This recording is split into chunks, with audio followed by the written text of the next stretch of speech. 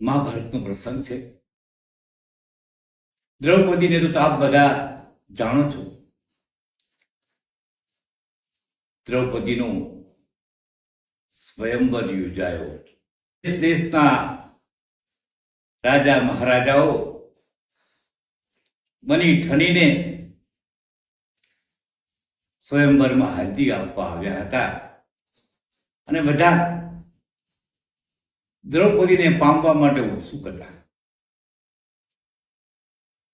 પરંતુ દ્રૌપદીના લગ્નમાં એક શરત મુકાઈ હતી.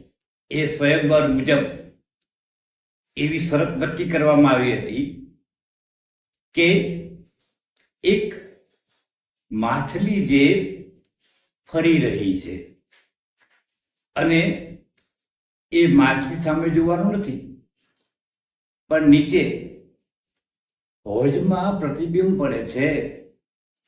એ પ્રતિબિંબમાં જોઈ અને માછલીની જે આંખ વિંધશે એને દ્રૌપદી વર્ષે હાથ ધોરા કરાવશે.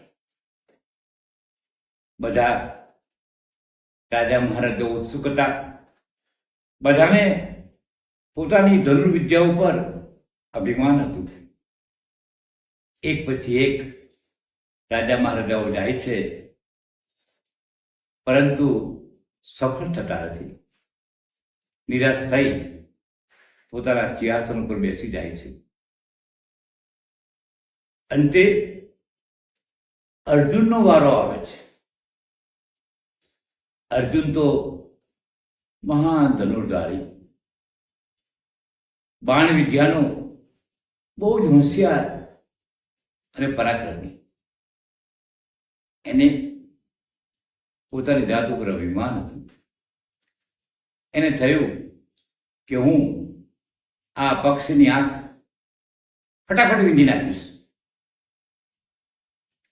કૃષ્ણ ભગવાન સામું જુએ છે અને થોડા અહંકાર વાળી આંખોથી કૃષ્ણ ભગવાન સામું જોવે છે અને એવું કહેવા માંગતો હોય છે કે હું જઉં છું અને જુઓ પક્ષીની આંખ વીંધીને આવું છું. કૃષ્ણ ભગવાનના મોઢા ઉપર સ્મિત આવ્યું. એ અર્જુન, તું મારો શિષ્ય છે, હું તને થોડી મદદ કરવા ઈચ્છું છું. અર્જુન કહે છે, આમાં તમે મને શું મદદ કરવાના? કૃષ્ણ ભગવાન કહે છે, હું તને એવી મદદ કરીશ ને કે તું લક્ષ્ય વિંધવામાં સફળ થઈશ. બોલો બોલો બોલો. કૃષ્ણ ભગવાન કહે છે, આ હોજની અંદર જે પાણી હળી રહ્યું છે, હલી રહ્યું છે, ભિલોળા રહી રહ્યું છે, એના કારણે માછલીની આંખ દેખાતી. હું એ પાણીને સ્થિર કરી દઈશ. અર્જુન રાગી રાગી થઈ જાય છે. અર્જુન જાય છે અને પોતાના ગાંડીવ ધનુષ્ય ઉપર તીર ચડાવી ઉપર ફરતી માછલીનું પ્રતિબિંબ હોજમાં જોવે છે. લાગી થાય છે પાણી સ્થિર હતું, માછલીની આંખ ચોખ્ખી દેખાતી હતી અને તીર મારે છે. માછલીની આંખ વિંધાઈ જાય છે, એનું લક્ષ્ય સિદ્ધ થાય છે. બધા ખુશ થાય છે.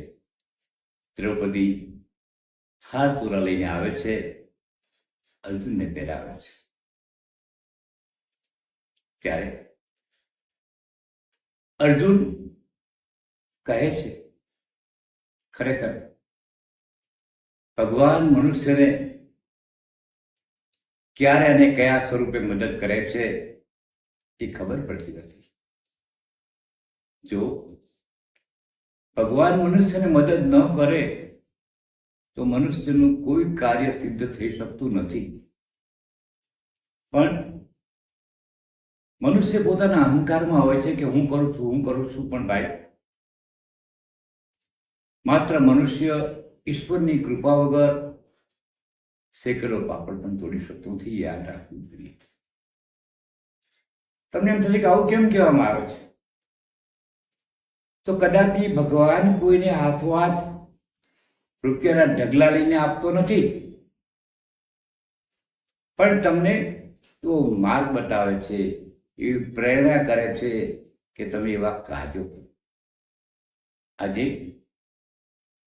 જો અર્જુન એ હિરોળા તરેલા પાણીમાં જોઈને લક્ષ્ય મીધેત તો એ શક્ય નહોતું, તો એ માછલીની આંખ મીંધી ન શક્યો હોત. પણ ભગવાનની કૃપા બહુ અગત્યની હોય છે. દરેક માણસે પણ શ્રદ્ધા અને વિશ્વાસ રાખવો જોઈએ કે આજે પોતે જે સફળ થઈ રહ્યા છે એ ઈશ્વરની કૃપા છે. ભગવાન પર શ્રદ્ધા રાખો તો ભગવાન ક્યારે પણ આવશે, તમને મદદ કરશે, તમને ખબર પણ નહીં પડે.